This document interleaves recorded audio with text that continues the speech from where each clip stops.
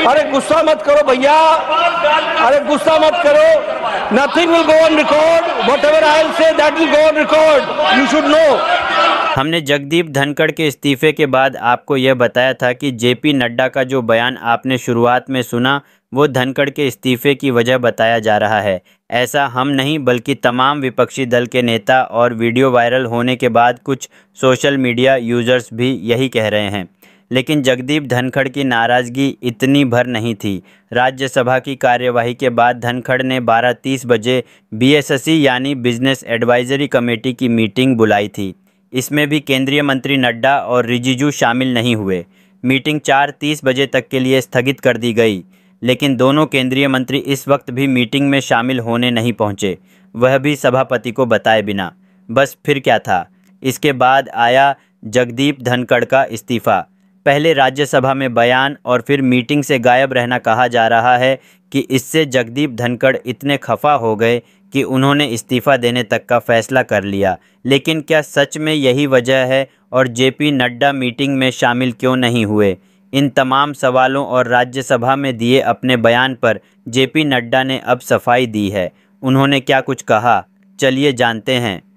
अरे गुस्सा मत करो भैया, अरे गुस्सा मत करो। Nothing will go on record, whatever I will say that will go on record. उपराष्ट्रपति जगदीप धनखड़ के इस्तीफे के बाद जब स्वास्थ्य मंत्री जेपी नड्डा पर सवाल उठने लगे तो उन्होंने विवाद बढ़ता देख इस पर सफाई दी है। उन्होंने मीटिंग में शामिल ना होने को लेकर कहा, मैं और किरण रिजिजू शाम 4:30 बजे की मीटिंग में शामिल नहीं हो सके क्योंकि मैं दूसरे महत्वपूर्ण संसदीय कार्यों में व्यस्त था। उपराष्ट्रपति के कार्यालय को इस बारे में पहले ही जानकारी दे दी गई थी।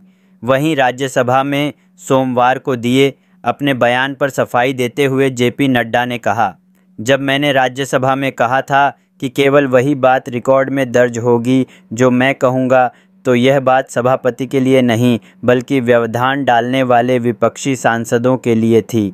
अब जेपी नड्डा ने अपने बयान पर सफाई दे दी है और उन्होंने यह साफ कहा कि उपराष्ट्रपति कार्यालय को इसकी जानकारी पहले ही दे दी गई थी। वे मीटिंग में शामिल नहीं होंगे और सदन में जो बयान उन्होंने दिया वह सभापति धनखड़ के लिए नहीं बल्कि विपक्षी सांसदों के लिए था। वहीं जब धनखड़ के इस्तीफे को लेकर परिवार के लोगों से बात की गई तो उन्होंने इसके पीछे स्वास्थ्य संबंधी परेशानियों को ही कारण बताया। पारिवारिक सूत्रों के मुताबिक धनखड़ ने स्वास्थ्य कारणों से भी इस्तीफा दिया है। परिवार के लोगों का मानना है कि वह स्वास्थ्य पर ध्यान दें।